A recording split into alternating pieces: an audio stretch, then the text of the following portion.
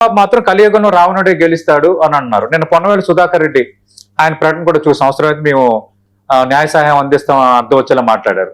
ఎలా చూస్తున్నారు? ఇది భిన్నమైన వైఖరా, సరైన వైఖరిలోనే వెళ్తున్నారా, లేదంటే వైఎస్ఆర్ కాంగ్రెస్ పార్టీ కొంత కన్ఫ్యూజన్ లో ఉందా? ఏమైనా అటు అడుగేస్తే ఇటు అడుగేస్తే ఓటు బ్యాంక్ ఏమైనా ఇబ్బంది పడుతుందన్న ఆలోచనలు ఏమైనా ఉందా? మీ అంచనా ఏంటి? ముందుగా నమస్కారం అండి. ప్రసాద్ గారు ఒక బ్రహ్మాండమైన ట్రాప్ లో ఇరుక్కున్నారని మాత్రం నేను బ్రహ్మాండంగా చెప్పొచ్చు. ఇక్కడ మీకు సింపుల్ లాజిక్ అండి. నేను ఆ సభకి వెళ్ళాను. Other than Ravan, other than Shravan, వీళ్ళిద్దరే ఒక డిస్ప్రపోర్షనట్ బ్లో మాట్లాడింది తప్ప మిగిలిన అందరూ చాలా జెన్యూన్ గా స్ట్రైట్ లైన్ మెథడ్ లో పాడారు. కంపేర్ టు వాళ్ళతో కంపేర్ చేస్తే నాకు యాజ్ యూజువల్ గా ఉన్న అగ్రెసివ్ నోట్లో నేను మాడాను తప్ప, but I have not deviated an individuals. Okay. So ఇక్కడ మీకు జాగ్రత్తగా గమనిస్తే వైఎస్ఆర్ సిపి అన్నవాడికి ఇప్పుడు మీరు ఇందాక చూపించిన గ్లిమ్స్ లో 3 మంత్రులు మాడారు, మాజీ మంత్రులు. అవును. ఒక్కరికి ఒక డైరెక్షన్ లేదు. ఇదే కనుక పార్టీ డైరెక్షన్ అనుకోండి సార్, ఓకే, ఖచ్చితంగా అది ఒక ఏకతాటి మీద ఉంటుంది. అది అంబటి రాంబాబు గారిదైనా అవ్వచ్చు, లేకపోతే పెద్దిరెడ్డి గారిదైనా అవ్వచ్చు, లేకపోతే కొడాల నాని గారిదైనా అవ్వచ్చు. ఇక్కడ మీకు ఏమవుతుందంటే ఉచ్చులో చిక్కుకున్న చిలక లేకపోతే లేడీ, అది the way it behaves, okay, అది తప్పించుకోలేదని తెలియకుండా ఉన్న ప్రపంచంలో ఎంత ఎక్కడలేని అగ్రెషన్ చూపిస్తుంటారు. ఇక్కడ ఇందులో ఏమవుతుందంటే ఓ పక్క దళిత క్రైస్తవుల విషయంలో ఆ రోజు జలాశ్రవణ మాట్లాడింది నేను విన్నా. అండ్ ఇవాళ ఆయన వచ్చిన ఒక డెలిబరేషన్ చూడండి వైఎస్ఆర్సీపీ విషయంలో. పిల్లికి కూడా బెచ్చం బెటర్ అన్న కోణంలోను, ఎంగిల్ చేతితో కాగని కొట్టరు, same as usual humiliation. If you really recollect these 2 people అన్న దగ్గర వైఎస్ఆర్సీపీకి ఫ్రమ్ ద గవర్నమెంట్ లో ఉన్నప్పటి దగ్గర నుంచి జడాశ్రవణ ఏ విధంగా ఆరతపడుతున్నాడో ఆ ఆరతపల్యం కంటిన్యూ అవుతుంది. ఈవెన్ నిన్నటి కమిటీ ఉన్నాడు అదే విషయం. అక్కడ ఎక్కడైనా వైఎస్ఆర్సీపీ ఒక అనాపైసా ఎడ్జా అన్న దగ్గర ఆ సభకి వెళ్ళిన రావణ్ నన్ను తీసుకుందాం, డివేట్ అయిన వారు మళ్ళీ రావణే. ఓకే. సో ఇక్కడ మీకు ఇదంతా దీని వెనకాల ఒక కాన్స్పిరసీ థియరీ ఉంటుంది ప్రతిదానికి. తెలుగుదేశం ఏది పడితే అది గుడ్డది జైల్లో పడినట్టు పనిచేయదు. ఇక్కడ నాగరాజ్ ఇష్యూ ఒక కోర్టు పరంగా లేదంటే సిట్ పరంగా అన్ని రకాల డైల్యూషన్స్ జరుగుతున్నాయి. అవును. అది ఎక్కడ మనకి చూడండి డిస్ప్రపోర్షనట్ బ్లో గవర్నమెంట్ మీద ఎక్కడ అట్రిబ్యూట్ అవ్వకుండా మొత్తం దీని అంతటి యూటర్న్ చేశారు. ఇందులో వాళ్ళు తెలుగుదేశం పరంగా ఒక పావు కింద వాడిన పవన్ కళ్యాణ్ గారి సామాజిక వర్గాన్ని జాగ్రత్తగా గమనిస్తే ఇది నాగరాజు గారి విషయం, ఆ సాయి విషయంతో మొదలైన దరిద్రం ఈ కంటిన్యూ అవుతూ ఇక్కడ దాకా చుట్టుకుని ఉంది. ఓకే. ఎందుకంటే మీరు జాగ్రత్తగా గమనిస్తే మళ్ళీ అంబటి రాంబాబు అండ్ పవన్ కళ్యాణే వస్తుంది. రెండోది అంటే వీళ్ళ ఇంటెన్షన్ ఏముంటుందంటే అంబటి రాంబాబు గారిది, పవన్ కళ్యాణ్ నీ మీద వ్యక్తిగతంగా మాట్లాడితే దానికి మీరు రావణ మీద అన్న కాన్సెప్ట్ లో ప్రభుత్వ చర్యలు, ప్రభుత్వం ఏ విధంగా యాక్ట్ అవుతుంది దాని మీద ఏ పరాలు మర్చిపోయారు. రెండోది ఈ ఉపా చీఫ్ ఇలా క్లూ ఉందో లేదో నాకు తెలియదు కానీ 2వ తారీఖు 3వ తారీఖు పవన్ కళ్యాణ్ గారితో more than 2 to 3 hours debate జరిగింది. ఆ తర్వాత 4 బెయిల్ పర్యవసానంలో రావణ్కి టంగుమని ముట్టుకబడింది ఉపా చట్టంతో. ఇప్పుడు ఉపా చట్టం దేశంలో అమిత్ షా గారు ఇంట్రడ్యూస్ చేసిన తర్వాత మన ఆంధ్ర రాష్ట్రంలో గత ప్రభుత్వంలో కూడా ఉంది, కానీ ఎవరి మీద పెట్టలేదు. First ever time which has happened in Andhra Pradesh కృష్ణారావణ్ మీద. ఇది కూడా ఎట్లా అంటే ఇప్పుడు పాతవి కొత్తవి అని నేను ఇక్కడ ఆ రాధా మనోహర్ అనే విషయం తీసుకున్నాను.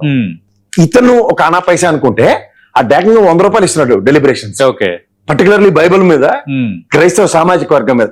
ఎక్కడైనా ఎవరి దగ్గర నుంచి యాక్షన్ ఉందో చూడండి. ఒక రాజకీయ పార్టీ సరే ఇప్పుడు ఇతని మీద ఈ విధంగా ఉన్నప్పుడు ఒక పాస్టర్లు కానీ ఇలాంటి వాళ్ళందరూ ఒక డిస్ప్రపోర్షనట్ గా అన్ని స్టేషన్ లో కంప్లైంట్ ఇవ్వాలంటే రాధా మనోహర్ మీద ఎందుకు జరగట్లేదు? తర్వాత వీళ్ళు ఆ బ్రదర్ అనిల్ కుమార్, సతీష్ అటు మీ పేరే ఉంది సారీ కలవరి టెంపుల్ ఈ తెగ జీవిస్తారు కదా. ఇలాంటి విషయంలో ఆ సామాజిక వర్గం మీద జరుగుతున్న రాజ్యాంగ వైలేషన్ కదా సార్. సతీష్ గారు మీరు సీనియర్ జర్నలిస్ట్ చెప్పండి. కాన్స్టిట్యూషన్ మనకి 1975 అమెండ్మెంట్ ప్రకారం పరమతాలను గౌరవించమంది. మీకు నచ్చితే మత స్వేచ్ఛ కూడా ఇచ్చింది. సెక్యులర్ దేశం. ఏ ప్రాతిపదిక మీద బైబిల్ ని అండ్ ఆ క్రైస్తవ సామాజిక వర్గాన్ని అవమానిస్తున్నాడని ఈ రాజకీయ చైతన్యం ఉన్న ఏ రాజకీయ నాయకుడికి చైతన్యం లేదా? ఆ సామాజిక వర్గాన్ని పెద్ద పెద్ద సభలు పెడతారు కదా, వాళ్ళు ఎందుకు రియాక్ట్ అవ్వట్లే? ఎందుకంటే అట్లీస్ట్ డెలిబరేషన్స్ అవుతాయి కదా సార్. ఇక్కడ ఏది అవేవి జరగకుండా ఓన్లీ యాజ్ యూజువల్ బీజేపీ అవకాశవాద రాజకీయాలు కానీ పెట్టిన పేరు రాముడు అన్న హుండీల్లో డబ్బులు ఎత్తేసిన విషయాన్ని కూడా ఇటుపక్క డైవర్ట్ చేసి తీసుకొస్తారు. సో ఇక్కడ ఈ ట్రాప్ లో యాజ్ యూజువల్ రీజనల్ పార్టీని ఎలా వేస్తారు లోపల అంటే తిమింగలాలు చిన్న చేపలను తిరిగినట్టు తింటూ వీళ్ళ చుట్టూ వీళ్ళకే రాజకీయాలు చేస్తారు. ఇప్పుడు ఆ రావణ్ అన్న విషయం అందరూ చెప్తున్నారు, మొన్నటి దాకా మాకు ఆర్థ బలాలు పెట్టడం వైఎస్ఆర్సీపీ ఇవాళ ఏ ప్రాతిపదిక మీద టీకే ఒక లీగల్ సెల్ ఒకటి ఉంది. ఆ లీగల్ సెల్ ప్రకారం ఈయనకి సమన్యాయం చేసేస్తారు నాకైతే నమ్మకం లే. ఓకే ఎందుకంటే మన కేవీఆర్ విషయం చూసాం. ఓకే అండర్ గ్రౌండ్ కి బొమ్మని చెప్పారు, 2.5 నెలలు అండర్ గ్రౌండ్ తర్వాత వచ్చిన తర్వాత కోడిపెట్టను మూసుకెళ్ళినట్టు మూసుకెళ్ళిపోయారు. ఓకే సో ఇవన్నీ ఉన్నప్పుడు రావణ్కి ఏ విధంగా ప్రొటెక్షన్ ఇస్తారు?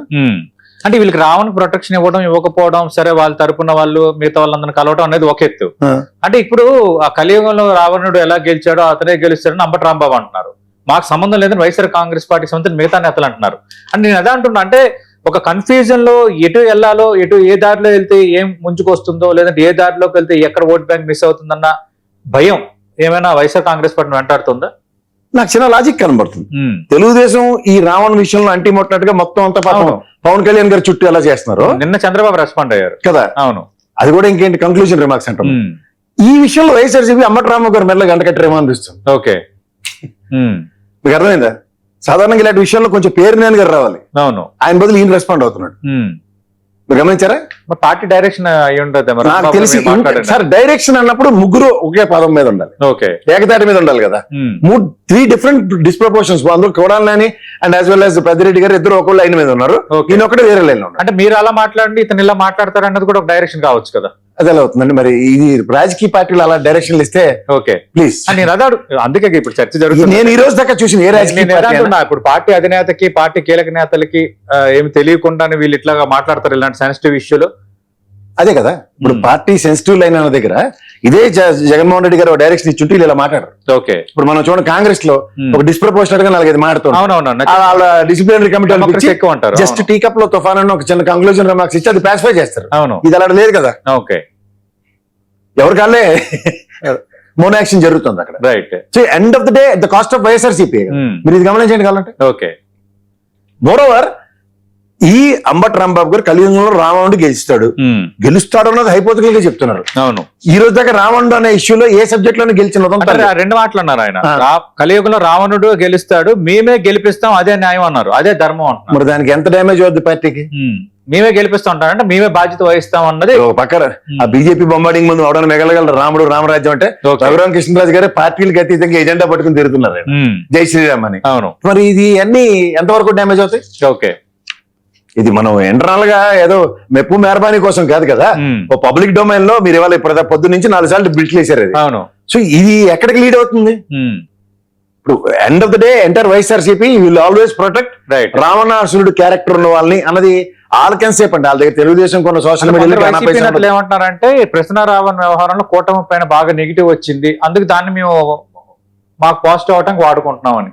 సార్ పాజిటివ్ అవడానికి ఏ సబ్జెక్ట్ మీరు ప్రతిపాదిస్తున్నారు? రైట్. ఇప్పుడు మీరు ఒకటి గుర్తుంచుకోండి, అక్కడ దళిత క్రైస్తవుల మీద అతను అనర్గళమైన స్పీచ్ ఇచ్చి నిజంగా వాళ్ళకి జరుగుతున్న అన్యాయం మీద గలవినిమించడం అనుకోండి, సపోర్ట్ చేయండి, we are not contradicting. Okay, but individual ఎజెండాతో నువ్వు వ్యక్తుల్ని దూషించడానికి వైఎస్ఆర్సీపీ అంటే మళ్ళీ గతంలో వెనక్కండి. మళ్ళీ అక్కడ కూడా 2 వెర్షన్స్ ఉంటున్నాయి. ఇక్కడ కేవలం ఉపా చట్టం పెట్టడాన్ని మేము వ్యతిరేకిస్తున్నామని కొందరు అంటున్నారు. అది చెప్పమన్నాడు sir, there is nothing wrong, there is no contradiction. Okay, ఉపా చట్టాన్ని వీళ్ళు కోర్టు పరంగా ఇప్పుడు పోలీస్ వ్యవస్థ ఉంది సార్. వాళ్ళ డిఎస్పీ గారు నాకు తెలిసి అక్కడ మన గన్నవరం డిఎస్పీ గారు పెట్టిన కేసు అది. గన్నవరం డిఎస్పీ గారు కోర్టులో ఇప్పుడు ఒక విషయం చెప్తారు సార్, చాలా మందికి అర్థం అవ్వాలి ఇది. ఈ కేసుకి సంబంధించిన విషయంలో రావణ్ మీద 4 బెయిల్స్ కన్సాక్టివ్ గా జడశ్రవణ్ ఇప్పించాడు. ఓకే, ఈ 4గిట్లోనూ ఎక్కడైనా అతని మీద అభియోగాలు మోపిన ఉదంతో చూపించండి, this are all in the same line అని చెప్పి కోర్టులు ఏవి కాకుండా బెయిల్ ఇచ్చాయి. బట్ ఇతన్ని at any cost we want to grill this fellow అన్నప్పుడు ఉపా చట్టం అనేది ఆపాదించబడింది. ఉపా చట్టం యొక్క పూర్వపరాలు నాకు తెలిసి ఆవిడకి ఎక్స్క్యూజెస్ ఉండవు, if I'm not wrong. Okay, but how you can justify that? Right, correct. అంటే కానీ ఉపా చట్టంలో పైన ఉపా చట్టం కింద కేసు పెట్టడానికి అవసరమైన అంశాలు అంటే పొందుపరిచిన అంశాలు దేశ భద్రత, అంతర్గత భద్రత, తర్వాత జాతీయ సమగ్రత, ఇలాంటి అంశాలు, తర్వాత హిందూ వీటన్నిటికి సంబంధించి మాట్లాడటం, మావోయిస్టులకు మద్దతుగా మాట్లాడటం, ఇవన్నీ కొంత ఉన్నాయి కదా. అంటే అసలు అర్హత లేదని ఎట్లా అంటాం? సార్ మనం యూనివర్సిటీలో చదువుకున్నప్పుడు రాడికల్ భావజాలలో విప్లవ సాహిత్యాలు ఉన్న మన తోటి మనతో విద్యార్థులకి ఎంతమందికి ఎన్ని జరిగాయి నేనైతే చూసాను. ఆంధ్ర యూనివర్సిటీలో చూసాను, ఉస్మానియా క్యాంపస్ లో అనర్గలం అవి అవునంటారు కదంటారు. ఒక పోలీస్ ఫోర్స్ రావడం ఎలా ఎత్తుకెళ్ళి చాలా మంది వాళ్ళు చూస్తే మనతో పాటు క్యాంపస్ లో చదువుకుంటున్న పిల్లలే. సడన్ గా అది ఎట్లా దాన్ని మా ఫ్రెండ్స్ వెళ్ళి కొలీగ్స్ వెళ్ళి వాంగ్మూలాలు ఇచ్చిన ఉదంతం, వాడి అచ్చాని పచ్చబోసం చెప్పిన ఉదంతాలు నేను ఎప్పుడు చూడలేదు. మీరేం చూసారా?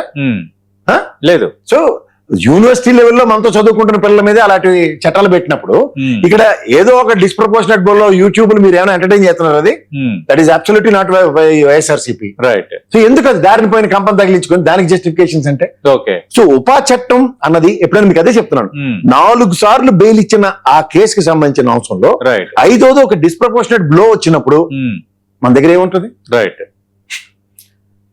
నిరోధించండి. Okay. So there is nothing wrong in it. Yes, అతని మీద అన్యాయంగా కేసు పెడితే ఎవరు ఏం చేయలేం, నిజమే. కానీ అన్యాయంగా కేసు పెట్టే పూర్వపరాలని వాళ్ళు ఏ విధంగా జస్టిఫై చేశారు చూడండి. ఓకే. అంటే కేఎస్ ప్రసాద్ గారు మీరు ఆ రోజు ఆ సభకి మీరు కూడా హాజరయ్యారు. అవునండి, అవును. సరే, ఇప్పుడు ఆ సభ పైన ఎవరెవరు హాజరయ్యారన్న దానిపైన కూడా సిట్టు దర్యాప్తు చేస్తుంది అంటున్నారు. మీకు ఏమైనా ఆ విధంగా మీ వివరణ కోరటం, ఎందుకు హాజరయ్యారు, ఎవరు పిలుపు మేరకు హాజరయ్యారు, అలా లేదంటే మీరు మాట్లాడిన దానిపైన వివరణ కోరటం అలాగేమైనా జరిగిందా? నాకెంత ఆయన ఆల్ టైం వేస్ట్ చేసుకోక ఎక్కడ డెలిబరేషన్ ఇస్తాను. ఓకే. ఎస్సీ ఎస్టీ దళిత చట్టాలు మీద, నెక్స్ట్ కన్వర్టెడ్ క్రిస్టియన్స్ మీద వాళ్ళకి వస్తున్న కొన్ని దీన్ని నా వంతుగా 31 పాయింట్ల ఎజెండాకి నేను ప్రభావితమై వెళ్ళి మాట్లాడడానికి, వాళ్ళకి సంఘీభావం ఇవ్వడానికి వెళ్ళడానికి నిశ్చయించుకుని వెళ్ళాను. రెండోది, అక్కడ నాతో పాటు మాట్లాడిన వాళ్ళు పెద్దవాళ్ళు చాలా మంది, ఒక ఆంధ్ర యూనివర్సిటీ ప్రొఫెసర్ గారు ఉన్నారు, Xavier sir CR college principal గారు మాట్లాడారు, నెక్స్ట్ ఒక రిటైర్డ్ ఐఆర్ఎస్ ఆఫీసర్ గారు మాట్లాడారు, మాదిగ సంఘం అధ్యక్షులు వారు మాట్లాడారు. ఇవే చూడండి, ఇంక్లూడింగ్ మై సెల్ఫ్. ప్రేరణ కలిగించే అంశంతో నేను ఉద్రేకభరితమైన స్పీచ్ ఇవ్వచ్చేమో కానీ we have not uttered even a single word on anybody other than these 2 gentlemen. Right. So అంచేత దీంట్లో అది సార్, అది పబ్లిక్ డొమైన్ లో లైవ్ లో ఉన్నది. నేను దానికి వేరే ముసుగేసి వేరే కలర్ ఇవ్వక్కర్లే. అక్కడ ఇంటెలిజెన్స్ ఆఫీసర్స్ చాలా మంది గ్రౌండ్ లో ఉన్నారు. ఇప్పటి వరకు మీకు ఎవరైనా సార్, నేను వివరణ అడిగినా నేను ఇవ్వడానికి సిద్ధంగా ఉన్నా. రైట్. చూద్దాం మరి. అంటే కృష్ణారావణ్ ఈ ఉపా చట్టం తర్వాత ఏం జరుగుతుందో మన అప్పుడు న్యాయస్థానాలు కూడా వదిలేద్దాం. కొందరు గెలుస్తారని ఇప్పుడు వైఎస్ఆర్ కాంగ్రెస్ పార్టీ వాళ్ళు చెప్తున్నారు, కొందరు ఉపా చట్టం పెట్టడం కరెక్టే కదా అని అంటున్నారు. చూద్దాం రేపు పొద్దున ఏం జరగబోతుందో.